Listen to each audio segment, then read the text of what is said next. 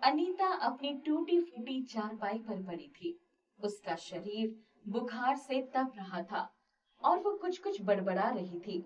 इंदर उसके लिए दवाइयां लाने गया था और प्रीति अपनी माँ के पास उसका हाथ थामे बैठी थी। तभी दरवाजे पर दस्तक हुई। दरवाजा खोल दे बेटी। इतनी दोपहर में कौन होगा माँ? देख तो सही।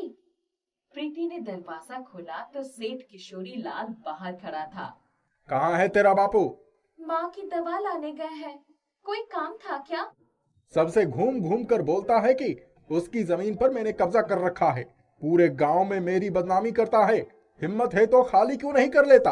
आज मैं उसके खाल उधेड़ दूंगा। सही तो कहते हैं बाबू।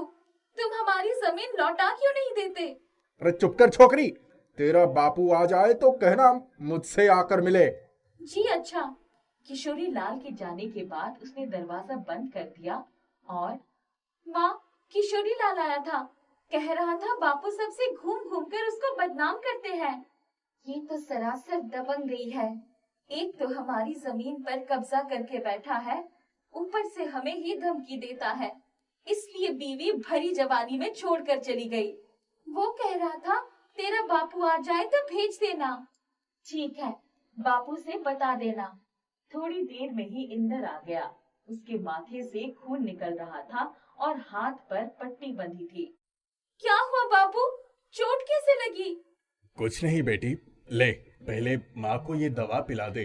बापू, वो किशोरी लाल आया था। वो यहाँ भी आया था? क्या कहा उसने? कह रहा था तेरे बापू आ जाए तो दुकान पर भेज देना। उसे के आदमियों ने तो पीटा है मुझे और मेरा ये हाल किया है। दवाई पीते ही अनीता को थोड़ा आराम हो गया। वो आकर इंदर के पास बैठ गई। कितनी बेरहमी से मारा है नस्बीटों ने। जरा भी दया नहीं आई। अपने अपने कर्म है। हमारी जमीन होती तो हम दर दर के भिखारी ना बने होते।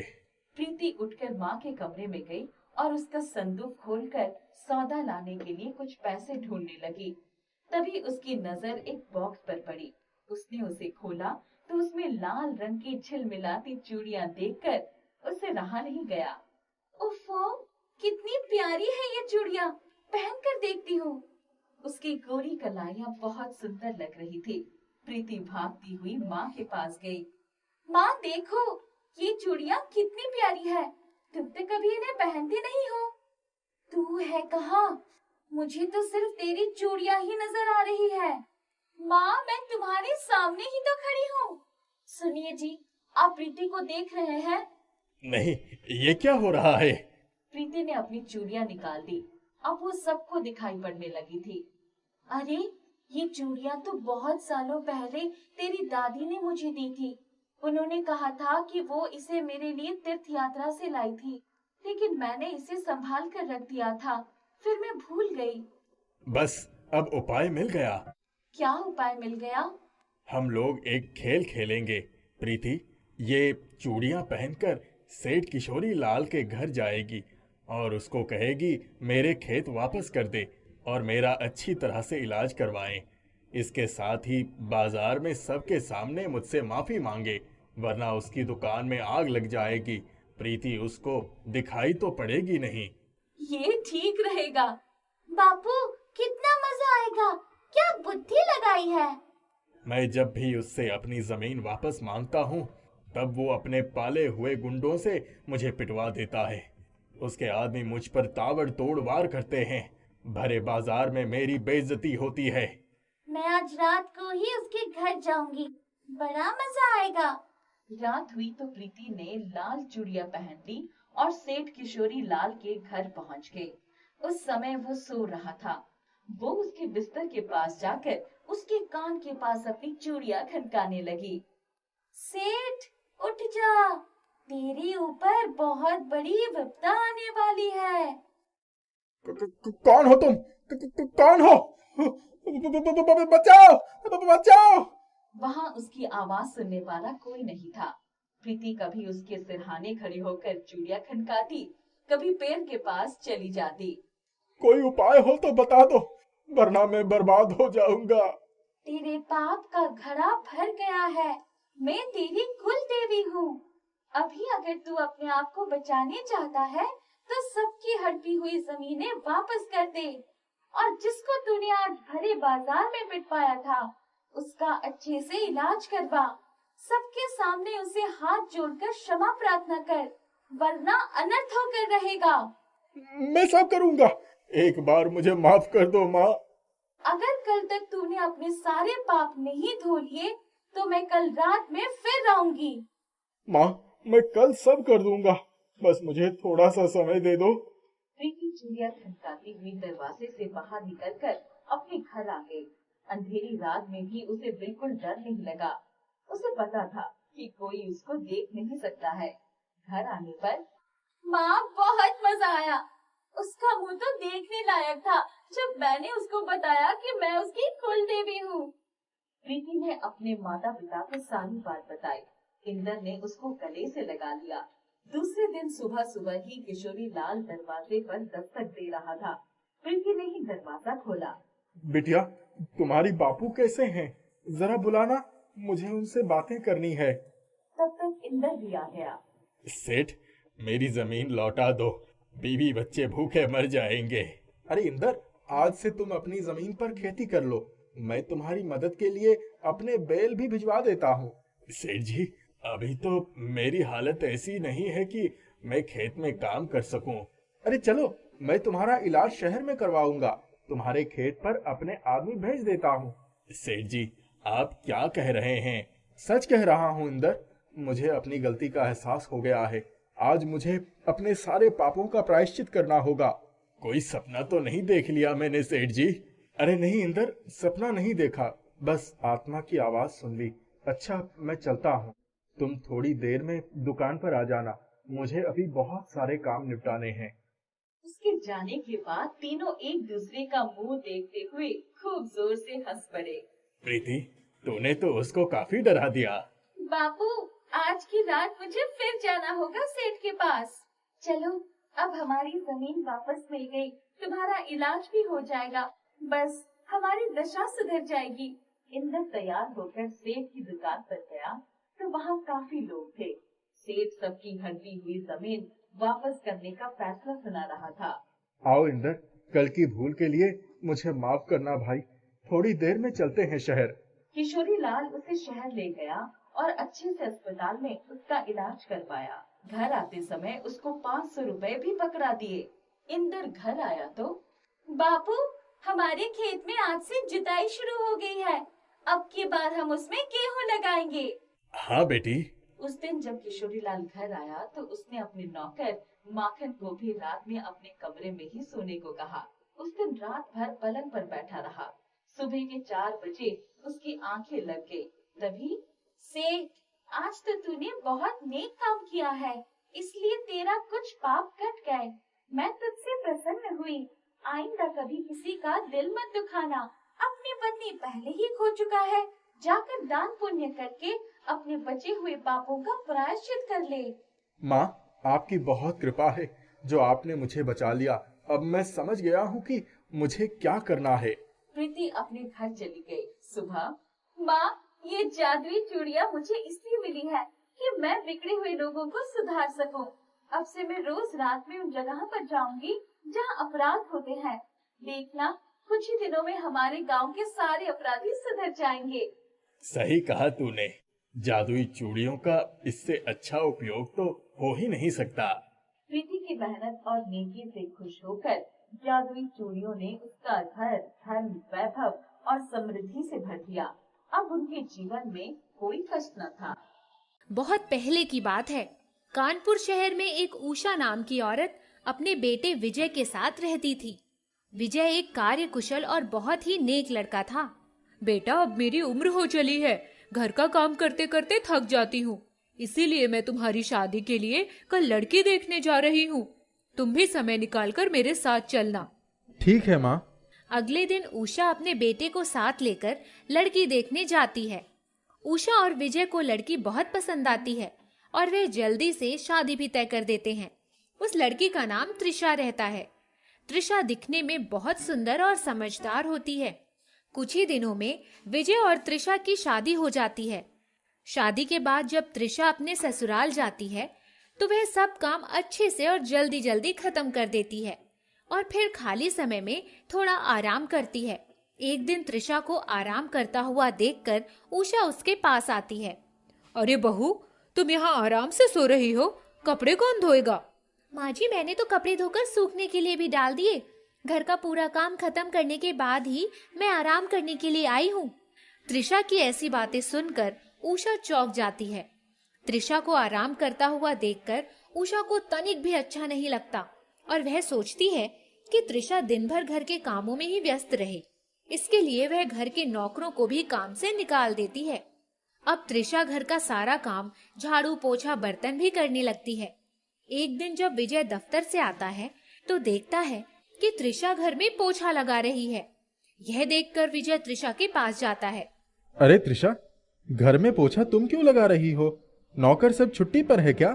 नहीं, माँ जी ने नौकरों को काम से निकाल दिया। यह सुनकर विजय अपनी माँ के पास जाता है। माँ, आपने नौकरों को काम से क्यों निकाल दिया? विजय के मुंह से ऐसी बातें सुनकर उषा को मन ही मन बहुत गुस्सा आता है। अरे बेटा, वे नौकर अच्छे से काम नहीं करते थे, इसके लिए मैंने उन्हें निकाल दिया। ठीक है माँ, कल मैं घर के काम के लिए दूसरा नौकर ढूंढ कर रख लूंगा। फिर अगले दिन विजय घर के काम के लिए दूसरे नौकर रख लेता है, जिसके बाद त्रिशा को घर के काम से थोड़ी फुर्सत मिलने लगती है और वह खाली समय में फिर से आराम करने लगती है। उसको आराम करते हुए देखकर उषा मन ही मन बहुत गुस्सा करती है। अच्छा, तो यह महारानी जी मेरे घर में सोने के लिए आई है और मेरा बेटा भी इस लड़की के ही गुणगान करता रहता है। घर के काम के लिए मैं पैसे देकर नौकर रखूं। बहू, अब देखना मैं तुम्हारा आराम कैसे हराम करती हूँ और अपने बेटे को भी तुम्हारे खिलाफ कैसे करती हूँ। उसके बाद घर का सारा काम तुमसे करवाऊंगी, पैसे देकर नहीं। अगले दिन जब त्रिशा सुबह सुबह घर का खाना बना रही होती है, तभी उषा मौका पाकर रसोई घर में जाकर खाने में चुपके से बहुत सारा नमक मिला देती है। विजय के दफ्तर जाने का समय होता रहता है। त्रिशा, जल्दी से मेरे लिए नाश्ता लाओ। फिर त्रिशा विजय के लिए जल्दी से नाश्ता लगा देती है। विजय जैसे ही नाश्ता खाने के लिए अपने मुंह में डालता है, वैसे ही उसे थूक देता है। थू, त्रिशा, आज तुमने खाने में इतना ज्यादा नमक क्यों डाल दिया? ये तो बिल्कुल खाने के लायक नहीं है। माफ कर दीजिए, लगता है गलती से नमक ज्यादा हो गया। अब तो मुझे दफ्तर भूखे ही जाना पड़ेगा, क्योंकि मैं दफ्तर के लिए बहुत लेट हो रहा हूँ। इतना कहकर विजय जल्दी से बिना कुछ खाए दफ्तर के लिए निकल जाता है। विजय के जाने के बाद त्रिशा बहुत दुखी होती है। आज मेरी गलती की वजह से विजय बिना कुछ खाए दफ्तर चले गए। अब से मैं इन चीजों का ध्यान रखूंगी। अगले दिन त्रिशा विजय के लिए बहुत ही स्वादिष्ट बिरयानी बनाती है, मगर जैसे ही त्रिशा बिरयानी बनाकर रसोई घर के किसी काम के लिए बाहर निकलती है, तभी उषा मौका पाकर जल्दी से रसोई घर में जाकर बिरयानी में बहुत सारे छोटे छोटे मिट्टी के कंकड़ पत्थर डाल देती है। जब विजय नाश्ता करने के लिए बैठता है, उसके पहले ही कौर में मिट्टी का कंकड़ आता है और वह तेजी से चिल्लाता है। त्रिशा, अगर तुम्हें खाना बनाने का मन नहीं करता है तो बोल दो ना, मैं उसके लिए भी नौकर रख लूंगा। रोज रोज का ये क्या नाटक है? तुम्हारी वजह से मैं कल भी भूखे ही दफ्तर चला गया था और आज भी भूखे ही जाना पड़ेगा। हर काम में काम चोरी करना तुम्हारी आदत सी बन गई है।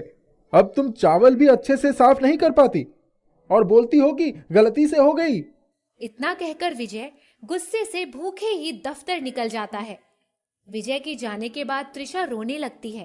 अरे ये आजकल मेरे साथ क्या हो रहा है? मैंने तो आज उनके मनपसंद की बिरयानी बनाई, फिर उसमें कंकड़ कहाँ से आ गया? मैंने तो चावल भी अच्छे से साफ करके डाले थे। अगर मैंने चावल अच्छे से साफ करके डाले थे तो फिर उसमें कंकड़ किसने डाले? अब से मुझे खाना बनाते वक्त सतर्क रहना पड़ेगा। फिर अगले दिन जब त्रिशा रसोई घर में खाना बना रही होती है, माँ जी पता नहीं क्यों मेरे सर में बहुत दर्द हो रहा है। मैंने खाना पकने के लिए गैस पर रख दिया है। थोड़ी देर में आप जाकर गैस बंद कर दीजिएगा, मैं थोड़ा आराम करने जा रही हूँ। ठीक है बेटा, जा तू आराम कर ले, मैं कुछ देर में गैस बंद कर दूंगी। चलो अच्छा हुआ आज इसका सर दुख रहा है। अब तो मैं आराम से रसोई में जाकर खाने में ढेर सारा मिर्च मिला दूंगी, फिर देखती हूँ कि आज क्या तमाशा होता है। बेचारी त्रिशा। फिर उषा आराम से रसोई घर में जाकर खाने में ढेर सारा लाल मिर्च मिला देती है। मगर तभी त्रिशा चुपके से रसोई घर के पास खड़ी होकर अपनी सासू माँ की करतूतों को अपने मोबाइल फोन से वीडियो रिकॉर्डिंग करके रिकॉर्ड करने लगती है। फिर जब कुछ देर में विजय खाने के लिए बैठता है तो वह जैसे ही नाश्ता मुंह में डालता है, उसका मुंह मिर्च ज्यादा होने की वजह से जल उठता है। इस बार तो विजय के गुस्से का ठिकाना नहीं था। त्रिशा, ये तुमने खाने के नाम पर क्या बना दिया है? इतनी सारी मिर्च डाल दिया है कि मेरा पूरा मुंह जल गया है। नहीं जी, मैंने तो खाने में बहुत थोड़ा सा मिर्च डाला था। वह तो माँ जी ने जाकर चुपके से बहुत सारा मिर्च पाउडर खाने में मिला दिया। त्रिशा, अब तुम अपनी गलती मेरी माँ पर डालने लग गई। तुम्हें पता है ना तुम क्या बोल रही हो? फिर त्रिशा विजय को अपने फोन में रिकॉर्ड किया हुआ वीडियो दिखाती है। वीडियो देखने के बाद विजय के पैरों से जमीन खिसक जाती है और उसे अपनी माँ की सच्चाई का पता चलता है। माँ, तो इतने दिनों से आप खाने में कुछ न कुछ जानबूझकर डाल देती थी और मैं इतने दिनों से भूखे ही दफ्तर चला जाया करता था। आपकी ममता अब कहाँ चली गई? अगर आपको मुझसे और मेरी पत्नी से इतनी ही दिक्कत है तो हम लोग ये घर छोड़कर चले जाते हैं। इतना कहकर विजय अपने कपड़े का बैग लेकर घर छोड़कर जाने लगता है। मगर तभी त्रिशा विजय को रोक देती है और उसे घर छोड़कर नहीं जाने देती। ये आप क्या कह रहे हैं? इस समय तो आपकी माँ को हमारी ही जरूरत है और आप इन्हें बुढ़ापे में अकेला छोड़कर जाएंगे? आप ऐसा नहीं कर सकते। मैं आपको यह घर छोड़कर नहीं जाने दूंगी।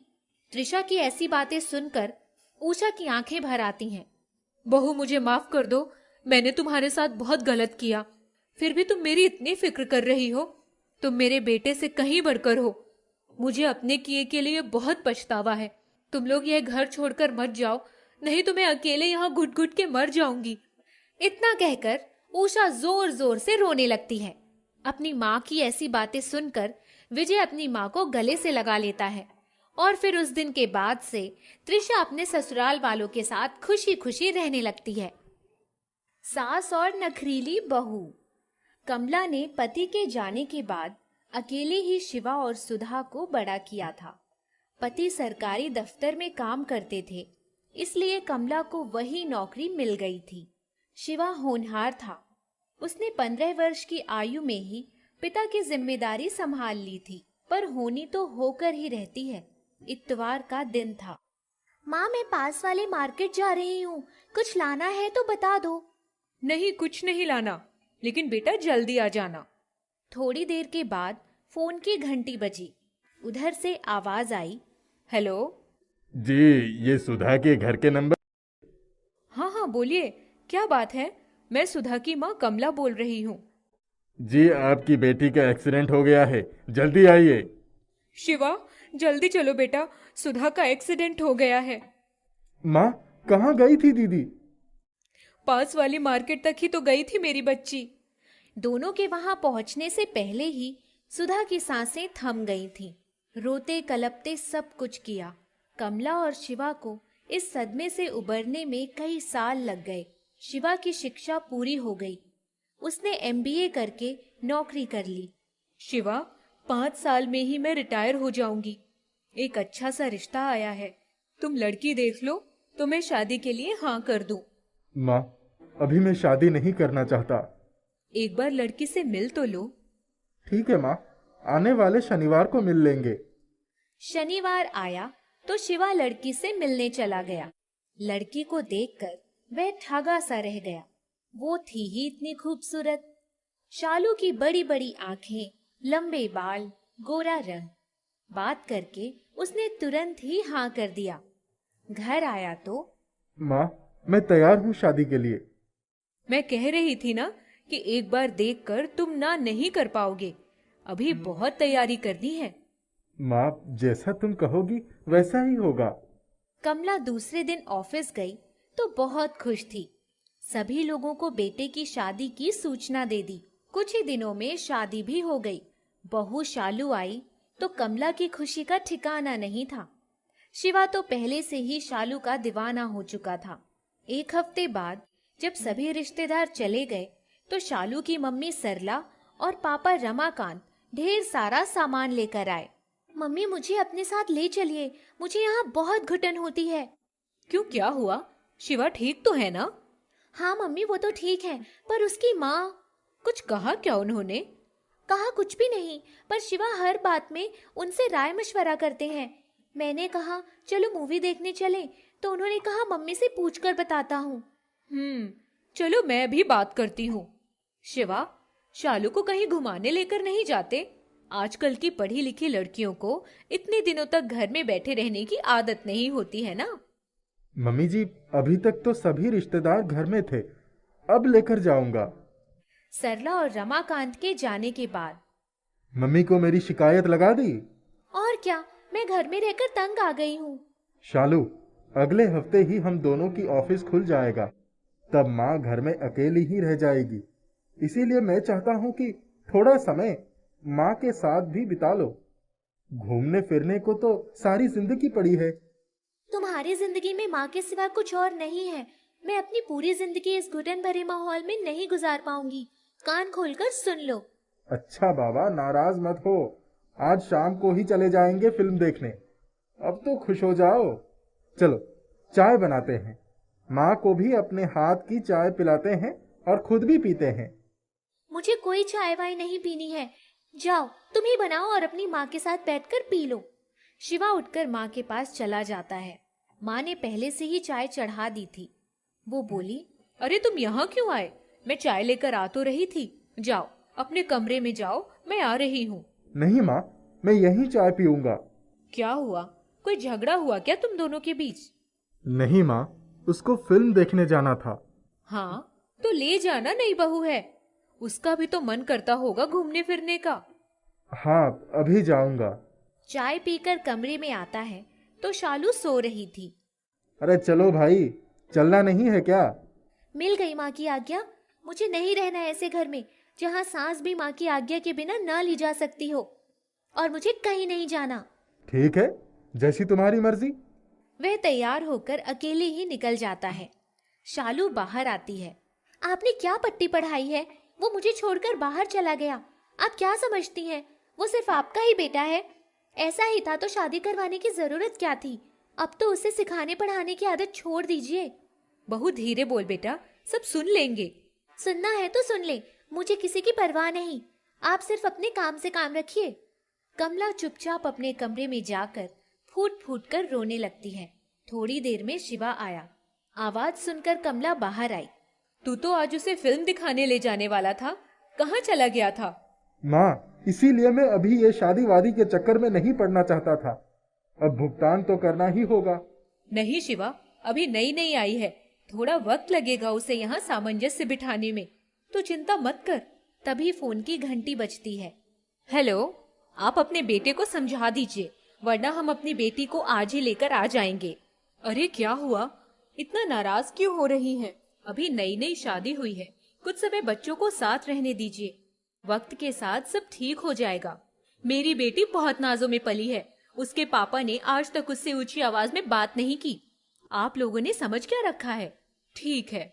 कमला समझ गई थी कि ये शादी नहीं चलेगी। उन्होंने शिवा को कुछ नहीं बताया। चुपचाप खाना बनाकर दोनों को आवाज देने गई तो भीतर घमासान मचा हुआ था। शालू अपने कपड़े सूटकेस में डाल रही थी और रोती जा रही थी। बहू, ऐसे रूठ कर मायके नहीं जाते।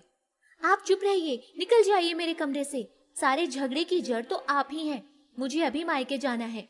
अच्छा तुम रहो, मैं कल सुबह ही अपने भाई के घर सहारनपुर चली जाऊंगी। बस। माँ, तुम कहीं नहीं जाओगी। जिसको जाना है वो चला जाए। इतने नखरे अपने माँ बाप को दिखाए। मुझे भी नहीं रहना है इसके साथ। तभी गाड़ी रुकने की आवाज आई और शालू अपना सूटकेस उठाकर चल पड़ी। किसी ने रोका भी नहीं। माँ, वो अमीर बाप की बिगड़ी हुई अमीरजादी है। जाने दो, हम पहले भी तो रह ही रहे थे ना। चिंता मत करो, अपने आप सब कुछ ठीक हो जाएगा। दूसरे दिन। माँ, खाना बना दो, मैं सोच रहा हूँ ऑफिस चला जाता हूँ। ठीक है। शिवा ऑफिस चला गया। तब कमला ने शालू के घर पर फोन किया। हेलो, हाँ कहिए, किससे बात करनी है? बहन जी, शालू से बात करवा दीजिए। आपको जो कहना है अपने बेटे से कहिए, मेरी बेटी शॉपिंग पे गई है, आइंदा फोन मत कीजिएगा। कमला धम से सोफे पर बैठ गई। अपने बेटे का घर बसाने चली थी, बसने से पहले ही उजड़ता दिख रहा है। शालू अपनी सहेलियों के साथ घूम फिर कर आई। तेरी सास का फोन आया था, मैंने खूब खरी खोटी सुना दी। तभी रमाकांत जी आए। सरला, तुम्हारी जैसी माँ हो तो किसी लड़की को दुश्मन की जरूरत नहीं है। माँ अपनी बेटी को सही दिशा दिखाती है, तुम उसका घर उजाड़ने पर तुली हो। आप तो चुप ही रहिए, आपको दिख नहीं रहा बेटी कितनी उदास है? हाँ हाँ, तभी तो वो सहेलियों के साथ शॉपिंग करती हुई घूम रही है। रमाकांत जी बड़बड़ाते हुए चले गए। शिवा ऑफिस से वापस आया। माँ, मैं सोच रहा हूँ ऑफिस से ट्रांसफर लेकर कहीं दूर चला जाता हूँ। तुम क्या कहती हो? जैसे तुम ठीक समझो। शिवा अपनी माँ को लेकर बिना किसी को खबर किए बैंगलोर चला गया। शालू अपनी नौकरी में मस्त थी, उसे कोई परवाह नहीं थी। 2 साल बीत गए, किसी ने किसी के बारे में जानने की कोशिश नहीं की। एक दिन जब शालू ऑफिस में बैठी थी, तभी फोन की घंटी बजी। हेलो, मैं शिवा बोल रहा हूँ। मैंने तलाक का नोटिस भिजवा दिया है, साइन करके दे देना। ठीक है। घर आकर उसने माँ को बताया। रमाकांत जी ने सुना तो उसी समय उन्हें सदमा लगा और वो चक्कर खाकर गिर पड़े। अस्पताल भी नहीं पहुंच पाए और रास्ते में ही दम तोड़ दिया। क्रियाकर्म हो गया था। सारे रिश्तेदारों की भेदती हुई नजरें शालू पर टिकी हुई थीं। सबके जाने के बाद, माँ अब हम कहाँ जाएंगे? सरकारी बंगला भी चला जाएगा। बेटी, अब तू तलाक के पेपर्स पर साइन मत करना, लौट जा उसके पास। तेरे पापा की आखिरी इच्छा यही थी। माँ, अब मैं किस मुंह से लौटूंगी? पिछले 2 सालों में तो खैर खबर भी नहीं ली उन लोगों की। अपनी सास के पैर पकड़, माफी मांग, कुछ भी कर। शिवा को रमाकांत जी के मरने की खबर मिली तो माँ को लेकर आया। माँ जी, मुझे माफ कर दीजिए, पापा सही कहते थे, गलती मेरी थी। मैंने पापा को खोकर बहुत कुछ सीख लिया। कमला ने उसे गले से लगा लिया। सारे गिले शिकवे दूर हो गए। उसके बाद से शालू ने अपनी सास के साथ कभी भी ऊंची आवाज में बात तक नहीं की। घर बस गया था। रेवती की जब से शादी हुई थी, तब से वह अपनी सास रूपा की हर बात में टोका टाकी बर्दाश्त करती आ रही थी। ससुर जी तो बहुत पहले ही चल बसे थे। एक देवर था जिसका कॉलेज का फाइनल ईयर चल रहा था। रेवती की शादी को 2 साल हो गए थे। अब जब से वो माँ बनने वाली थी, उससे ज्यादा काम नहीं होता था। अपने पति अमित से जब भी कुछ कहती, उसका टका सा जवाब होता। अब तो मेरी सहन शक्ति जवाब देती जा रही है। तुम माँ जी से कुछ कहते क्यों नहीं? हर सामान लेने के लिए ऊपर के कमरे में जाना पड़ता है। पता नहीं क्या है उस कमरे में, जो माँ जी हमेशा ताला लगाकर चाबी का गुच्छा अपनी कमर में लटकाए घूमती रहती हैं। क्या कहूँ, जानती तो हो, माँ ने हमेशा से ही अपने ही हिसाब से घर चलाया है। उन्हें किसी के काम करने का ढंग पसंद नहीं आता, इसीलिए कोई काम वाली नहीं टिकती। मैं क्या कर सकता हूँ? एक संदूक है, उसमें ना जाने क्या रखा है। वे उनको जान से भी प्यारा है। अक्सर उन्हें उसके सामने बैठकर रोते हुए देखा है। अब मुझसे इस हालत में ज्यादा काम नहीं होता। 7वां महीना चल रहा है। तुम माँ जी से कहकर कोई काम वाले रख लो। ठीक है, कल बात करूंगा। सुबह सुबह रूपा की कड़कती आवाज सुनाई पड़ी। अरे बहू, आज क्या सोती ही रहोगी? चाय नहीं बनाई अब तक? सुमित को कॉलेज जाना है, महारानी को कोई चिंता ही नहीं। अमित उठकर कमरे से बाहर आता है। क्या है माँ, क्यों इतना शोर मचा रही हो? आज रेवती की तबीयत कुछ ठीक नहीं लग रही है। आजकल की बहुएं भी गजब की आलसी हैं। अभी 7वें महीने में ही ये हाल है, आगे पता नहीं क्या होगा। हमने भी बच्चे पैदा किए हैं, सास ससुर ननंद देवर पूरा परिवार संभाला है। माँ, वो हर वक्त तो काम ही करती रहती है। दिन में 10 बार तो सीढ़ियां चढ़कर सामान लेने जाती है। मुझे तो यही समझ में नहीं आता कि रसोई के बगल वाले स्टोर में सामान क्यों नहीं रखती। कभी थोड़ी तबीयत खराब हो जाए तो आराम तो कर ही सकती है। क्यों ना एक काम वाली रख लिया जाए? तू तो उसी की पढ़ाई बातें बोल रहा है। क्यों काम वाली रख लूं? खाना ही तो बनाती है। मुझे किसी काम वाली के हाथ का खाना वाना नहीं पसंद है। हाँ तो आज मैं उसे लेकर डॉक्टर के पास जाऊंगा। चलो, क्या करना है मैं तुम्हारे साथ मदद करवा देता हूँ। मैं थोड़ी रसोई में खड़े रहकर खाना बनाऊंगी, घुटनों में दर्द है। तो रहने दो, बाहर से ले आऊंगा खाना, उसको सोने दो। अमित कमरे में चला गया। रूपा पैर पटकती हुई रसोई में गई और आटा गूंथकर सुमित और अपने लिए पराठे सेक कर आई। चाय बनाकर सुमित को दिया। पराठे के साथ अचार देखते ही, अरे ये क्या माँ, सब्जी नहीं है क्या? चाय पराठा मिल गया ना, वही खा ले, इससे ज्यादा मैं नहीं कर सकती। आज तेरी भाभी पलंग से नहीं उठेगी। माँ, एक काम वाली ढूंढ कर रखो, मुझसे ये नहीं खाया जाएगा। सबको काम वाली ही चाहिए, इतने पैसे कहाँ से आएंगे? मुझे जो पेंशन मिलती है उससे घर का खर्च बड़ी मुश्किलों से चलता है। माँ, भैया भी तो पैसे देता है। हाँ हाँ, खर्च भी तो 4 लोगों का है। बिजली का बिल, पानी का बिल, सिलेंडर का खर्च, राशन पानी, तेरी पढ़ाई, सब कहाँ से चलता है? मैं कहाँ से काम वाली रख लूं? अच्छा माँ, तुम चिंता मत करो, मेरा फाइनल ईयर है, अगले साल ही मुझे नौकरी मिल जाएगी। फिलहाल मैं कुछ ट्यूशन कर लेता हूँ, जो पैसे आएंगे उससे काम वाली रख लो। तुम ढूंढने की कोशिश तो करो। ठीक है, जा तू कॉलेज के लिए निकल। सुमित कॉलेज के लिए चला जाता है। अमित रेवती को डॉक्टर को दिखाकर आता है तो घर आकर, माँ, रेवती को डॉक्टर ने आराम करने के लिए कहा है। 1 महीने बिल्कुल भी उठने को मना किया है। कहा है आराम नहीं करोगी तो बच्चे और माँ की जान को खतरा हो सकता है। बहुत जरूरी काम के लिए ही उठना है। अरे आजकल के डॉक्टर्स का तो बस चले तो औरतों को पहले दिन से ही लिटा दे। सब बकवास है। हमारे जमाने में तो डॉक्टर कहते थे जितना काम करो उतना ही बच्चे की सेहत के लिए ठीक रहता है। माँ, आज खाना बनाने के लिए कोई काम वाली ढूंढ लो, पैसे मैं दे दूंगा। मैं अपने बच्चे के लिए कोई खतरा नहीं मोल ले सकता। अगर तुमसे नहीं हो रहा है तो उसे मायके छोड़ आता हूँ। नहीं नहीं, मायके क्यों जाएगी? हमारी बहू हमारी जिम्मेदारी है, देखती हूँ। अच्छा बताओ क्या करना है? लाओ, सब्जी मैं काट देता हूँ। रहने दे तू, जा उसके पास ही बैठ। अमित कमरे में रेवती के पास चला जाता है। तभी उसकी माँ का प्रवेश। बहू, आज से तुम बिस्तर से हिलना भी मत, मैं सब कर लूंगी। 1-2 लोगों को कहा है, शायद कल ही कोई काम वाली मिल जाए। रेवती ने उठने का प्रयास किया पर रूपा ने उसे उठने नहीं दिया। माँ जी, मुझे लेटे लेटे बड़ी घबराहट हो रही है। चल तेरे सर में तेल लगा देती हूँ, तुझे कुछ आराम मिलेगा। रेवती की आंखों से आंसू ढुलककर उसके गालों पर गिर गए।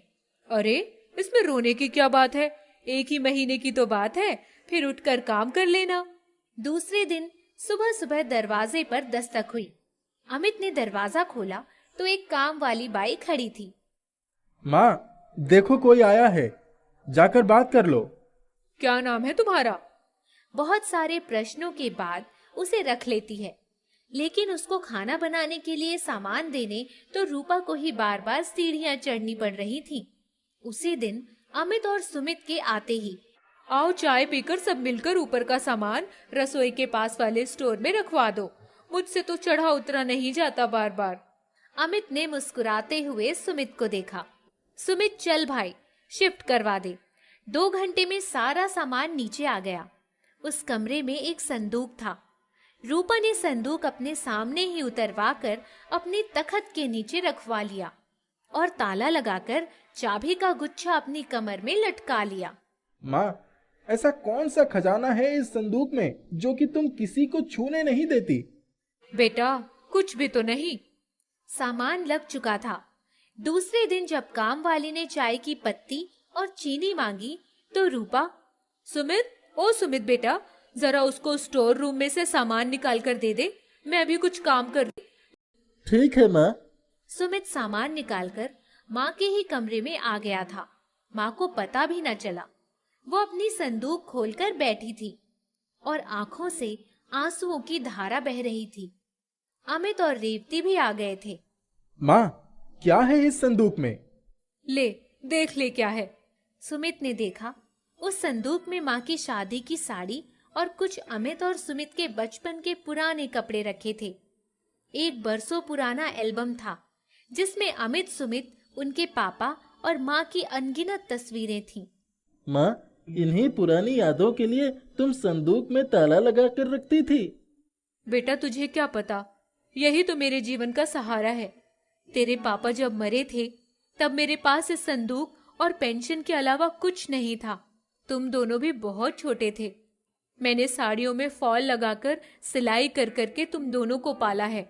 ऐसे कठिन समय में ये यादें ही तो थी जिन्होंने मुझे बचाए रखा, वरना मैं तो कब की टूट चुकी होती। माँ, अब आप अकेली नहीं हैं, हम सब आपके साथ हैं।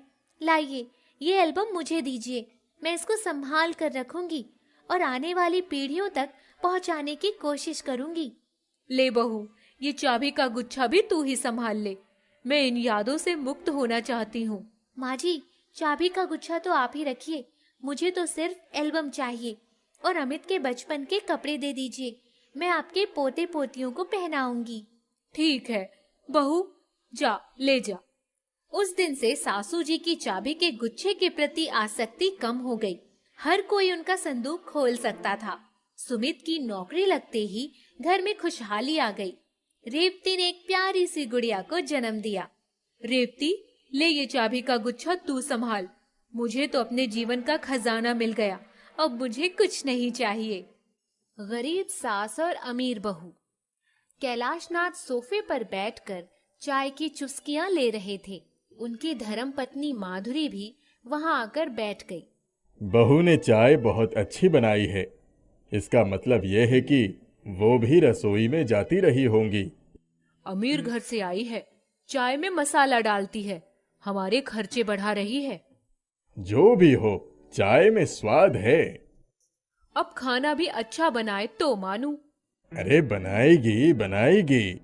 आप बड़ी तरफदारी कर रहे हैं उसकी। मैं क्या बुरा खाना बनाती हूँ? अब ये किसने कह दिया? तुम बहुत दिन तक खाना बना चुकी हो, अब आराम करो। अब बहू के हाथ के खाने का समय आ गया है। इतने में बहू श्वेता आ गई। पापा जी, मम्मी जी, यह लीजिए, बिस्किट खा लीजिए। नमकीन और लाऊं क्या? नहीं नहीं, अब हमें कुछ नहीं चाहिए। जाओ तुम भी चाय पी लो। देखो बहू कैसे मटकती हुई जा रही है। दौलत की गर्मी है, धीरे धीरे उतर जाएगी। कुछ दिन बीत गए। श्वेता बहू अपने पति संजय के पास चली गई। सुनिए जी, महीना पूरा होने में 10 दिन बाकी है और चावल दाल मसाले समाप्त हो रहे हैं।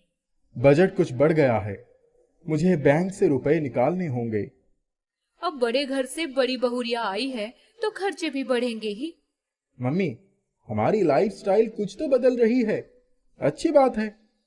अच्छी बात है, रकम भी अच्छी लगेगी, उसके लिए भी तैयार रहना। बहू श्वेता समझ चुकी थी कि धन की कमी के कारण यह लोग खर्च में कटौती की बात सोच रहे हैं। उसने अपने पास रखे हुए कुछ रुपए घर के सामान के लिए लगा दिए।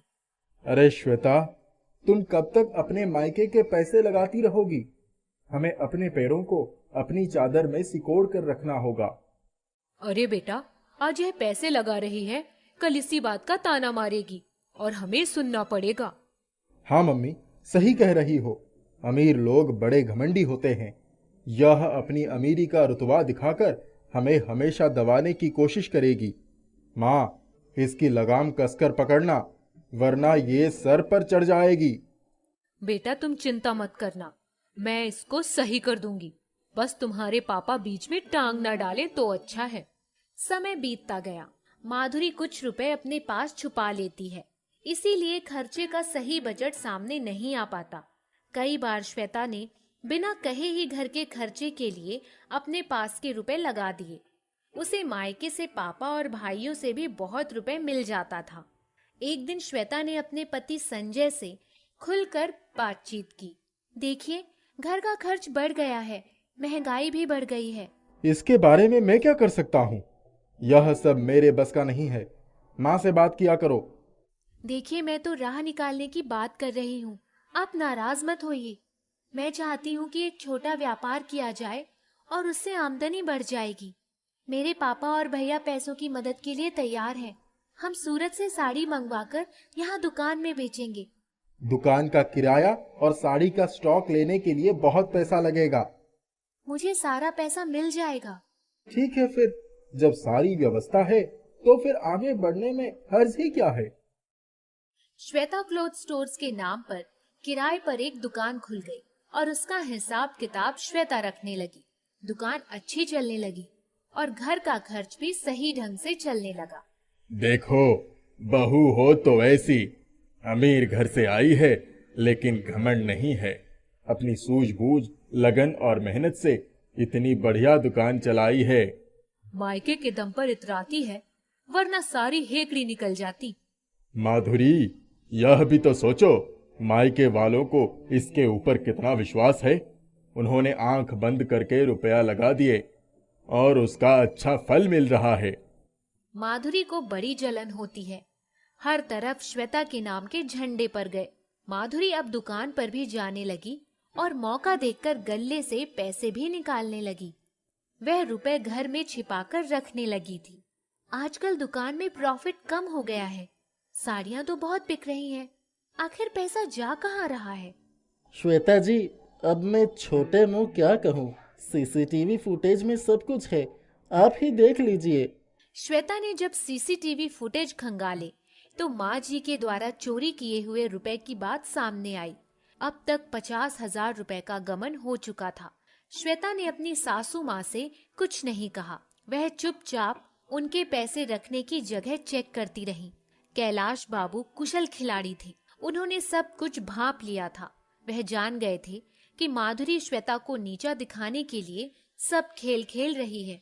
एक दिन श्वेता ने हिसाब मिलाया तो पता चला अब तक 25,000 रुपए का घाटा हो चुका है। बड़ी चली थी बिजनेस करने के लिए, सब घाटा करा कर रख दिया। बिजनेस करना सबके बस की बात नहीं। अब यह घाटा श्वेता ही पूरा करेगी। जब घाटे की बात सामने आई तो कैलाश बाबू ने माधुरी द्वारा छिपाए हुए रुपए की पोटली निकालकर सबके सामने रख दिया। आप सब लोग समझते हैं कि दुकान में घाटा हुआ है। यह देखो, सारे मुनाफे की रकम माधुरी ने बहुत सहज कर रखी है ना माधुरी? माधुरी को काटो तो खून नहीं। वह ज्यादा कुछ बोल नहीं पाई। श्वेता ने स्थिति संभाल ली। माँ जी का दिमाग हम सबसे ज्यादा चलता है। घर की बड़ी होने के कारण इन्होंने बहुत चतुराई के साथ इतनी अच्छी बचत करके दिखा दिया कि नारी शक्ति पुरुषों से कम नहीं होती। नारी शक्ति जिंदाबाद, नारी शक्ति जिंदाबाद।